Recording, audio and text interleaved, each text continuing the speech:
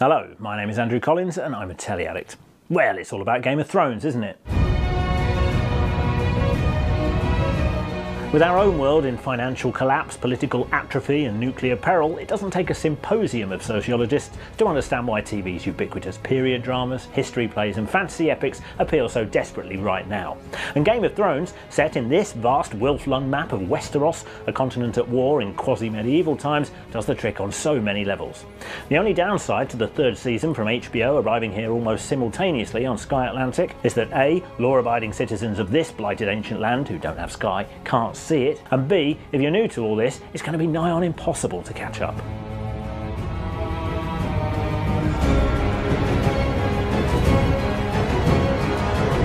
It was David Simon, creator of The Wire, who, when asked about the show's impenetrability to casual viewers, said, "F the casual viewer." Game of Thrones, which is a bit like The Wire, but on a continental rather than civic scale, takes this belligerent remit to the bridge. These clips may, like Vienna to Midjour, mean nothing to you. Not having read George R.R. Martin's source novels, I keep my laptop open at the Wikipedia character guide at all times. And I've been watching since day one. I sent you here to advise the king. I gave you real power and authority. You chose to spend your days, as you always have, bedding harlots and drinking with thieves. Occasionally I drank with the harlots. What do you want, Tyrion? Why does everyone assume I want something? For the record, that was Charles Dance, relishing every syllable of calculating Tywin Lannister, Lord of Casterly Rock, Shield of Lannisport, Warden of the West and recently reinstalled Hand of King Joffrey. And the impeccable Peter Dinklage as the Imp, or Tyrion Lannister, Tywin's cunning son and former hand. I may as well just be opening and closing my mouth now for the uninitiated, but don't worry, I'll be doing the Great British Sewing Bee in a bit. Find her a chamber that will serve as a cell. Vast narrative canvas aside, what GOT's really about is family, succession, loyalty, betrayal, the usual stuff we deal with at Christmas, except with swords and armies and castle keeps. She's your mother. She freed Jaime Lannister. The Lannisters robbed them of their sons, and she robbed them of their justice. It's HBO, so as well as serf-like allegiance from its parish newspaper, The Guardian, you can expect gratuitous sex, I've never had much imagination. and gratuitous violence. Tell the good master there is no need. But although the books and this magnificent, stately, involving, intelligent, sinewy televisual tribute are categorised as fantasy, it prioritises human beings, many of them bluff English northerners and one of them called Rob, over hobbits and wizards. In fact, there are only 3 little dragons, oh, and 1 giant.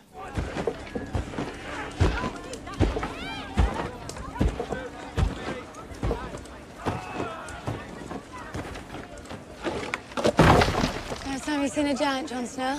Yes, that character's called Jon Snow. That's Channel 4 News. Good evening. If it makes the Sky intolerant feel any better, Game of Thrones was born to be watched on box set in 10-hour binges. The rest of us poor saps are reduced to watching each new episode a number of times to fill in the weekly void. But, like Mad Men, which is also back to haunt us this week, it improves with each viewing. So, back to hard reality.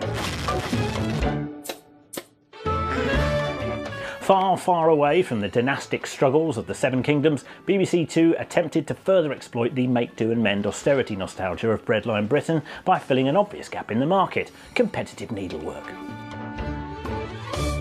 The Great British Sewing Bee has been run up from the same pattern as MasterChef and The Bake Off, except instead of amateur cooks, it's home seamsters and seamstresses. Why? We're going to needlework classes, and sewing circles are popping up all across the country. So we're launching the first ever search for Britain's best home sewer. Fair enough, Claudia. I'm sure that's all statistically true. But does sewing have the same pan-clattering, béarnaise-splitting, sweaty-browed drama as cooking? So who will cut? Panic. Just sheer panic. Stitch? Oh, I've got in them away. I'm coming out again. Coming out, coming out, coming out, coming out. And iron their way to victory. I don't care, and I mean that in the nicest possible way. I can appreciate a nicely cut trouser. I actually learned how to thread a bobbin in sewing classes at a co-educational middle school, and I even quite enjoy ironing. But dressmaking just isn't a spectator sport, is it? It's time to give you your first challenge. We'd like you all to make the same item of clothing, and it's an A-line skirt. May's going to hand out the patterns. I left them to it at this point. Makeover shows like Changing Rooms might have retrained us to watch paint dry, but even I don't stretch to watching skirts ironed. They'll win the job of their dreams. Here's another new reality format that's conversely short of material. The Intern is Channel 4's blatant land grab for the glory of The Apprentice. Its twist is that instead of showcasing the self-aggrandising talents of 90s entrepreneurs with the prize of a rhetorical job at an 80s electronics firm, it humiliates desperate jobless people. For unemployed graduate Princess, part-time waiter Taylor, and young mum Georgia, it's the opportunity of a lifetime. On the face of it, The Intern appears to offer valuable on-the-job training for 3 young people struggling to find full-time work. Strivers by insidious definition. Princess believed her degree in business management would make it easy to get a good job.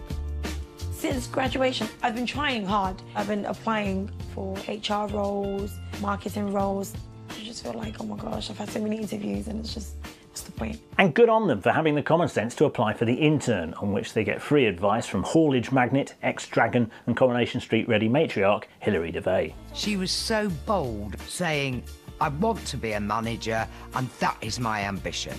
That is exactly the aspiration and desire I'm looking for in our youngsters. Seems a decent, timely enough tweak of an established format, and episode 1 put its first batch of YTS hopefuls to work in a posh London hotel. But then it turned, without warning, into Beatles About. So while she's busy making beds on the 4th floor, she's blissfully unaware that downstairs, Hilary set up a surprise for her. TV star Hugo Taylor from Made in Chelsea has been planted in a very compromising position. First of all, I was hoping not to have to see anyone off that wretched programme ever again, and secondly, are these elaborate pranks designed to test the interns or entertain the rest of us?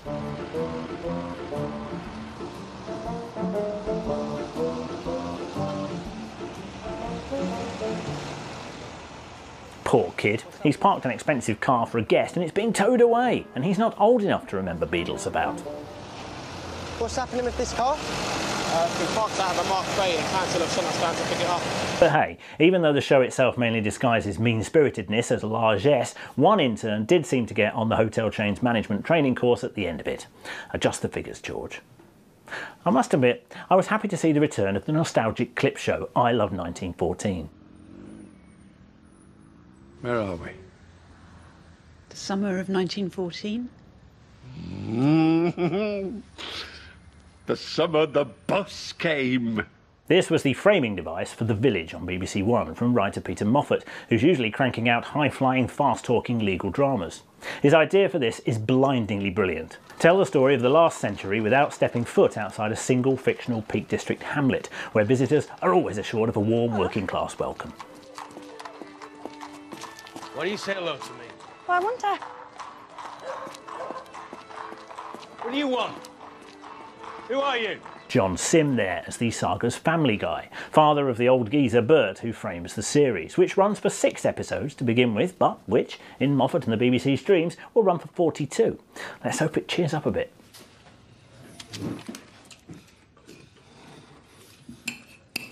19 years old. You'll stand. You're not going to ask me, Mother. Did you get round? 3 sides on my own.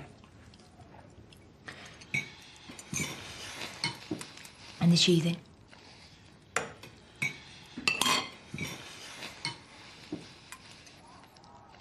Actually, after the airs and graces of Downton, it's quite exhilarating to be reminded of what life was really like in the olden days, when internships weren't for the likes of us, and welfare UK was well unfair UK. Mind you, it was all fields, and director Antonia Bird allowed us to drink in scenery that didn't need drawing in afterwards on a laptop. And nobody had left the village in 100 years. With a cast topped by the full-blooded Sim and a windswept Maxine Peake, and filled out with gem-like youngsters from a Nottingham TV workshop, The Village already boasts a calloused realism.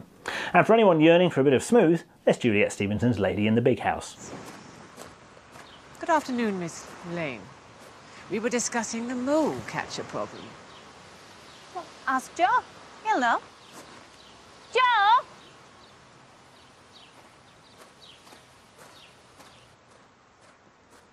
Why do all catchers die?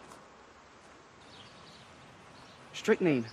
Joe should know, the last time we saw him he was a footman on Upstairs Downstairs. So far the village is like one of those 1990s Catherine Cookson adaptations in HD. But if Moffat gets to see his Derbyshire high mat through 100 years, it might at some point look like this. Status is status quo on my end. I'm supposed to have drinks with Bruce Lewis from Oldsmobile. He wants to know if there's a way around Nader. There isn't. Anything else? That was season 5. Season 6 next week. To finish, scenes we'd like to see on television. Hilary Devey is giving 3 young hopefuls the chance of getting their dream job at one of Britain's top hotel chains.